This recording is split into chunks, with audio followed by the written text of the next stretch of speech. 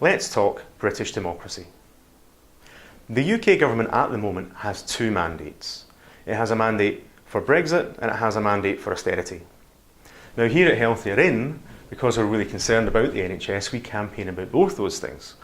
So we will commonly raise the fact that while the government is pursuing its mandate for austerity, it is putting the biggest squeeze on NHS finances that the NHS has ever seen. And this is damaging the NHS beyond repair.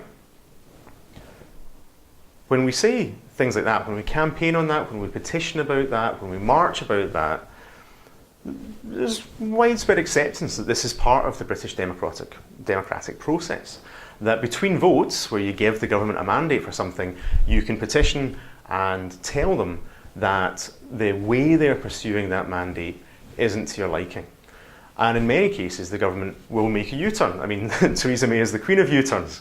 But let's say an example is in 2010, the Conservative government, the coalition government as it was, had a mandate for austerity and for reducing the size of government and for cutting public spending.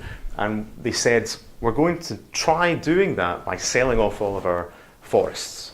And the British public said, whoa, whoa, whoa, we voted for austerity, but we did not vote for that.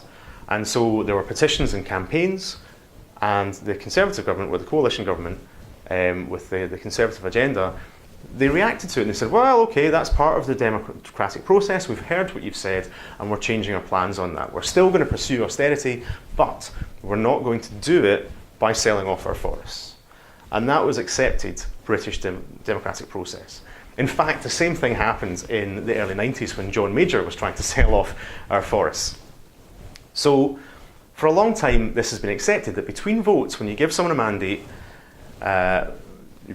each vote, between the votes, you can say, I don't like the way you're going about that mandate.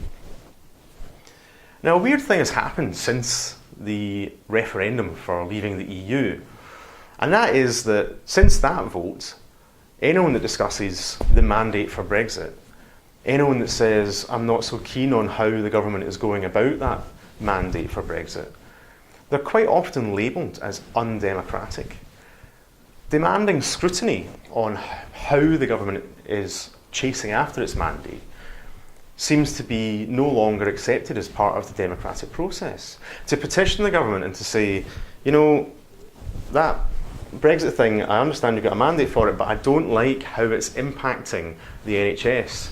Apparently that is no longer the way British democracy works.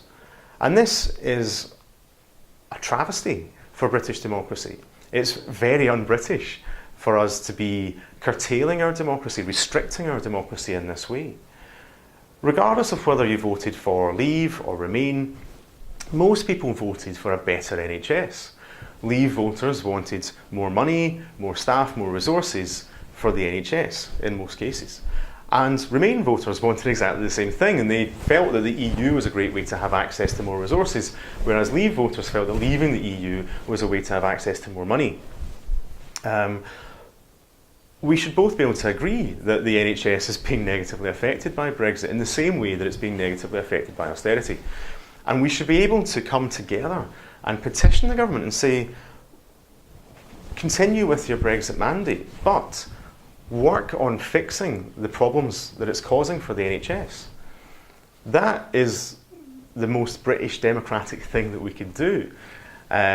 And it is part of the process that we're working on here at Healthier In, and it's part of the process that we would hope that everyone in Britain could come in together and work together on.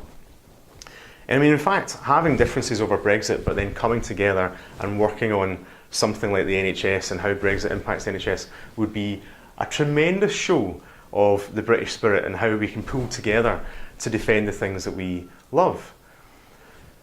So this is really just a call out to all those people that would say, shut up and get over it.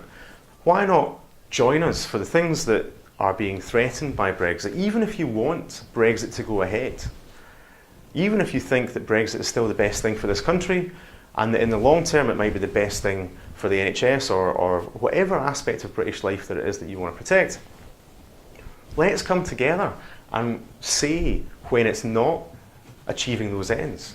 Let's come together and hold the government to account. Let's come together and be democratic about Brexit.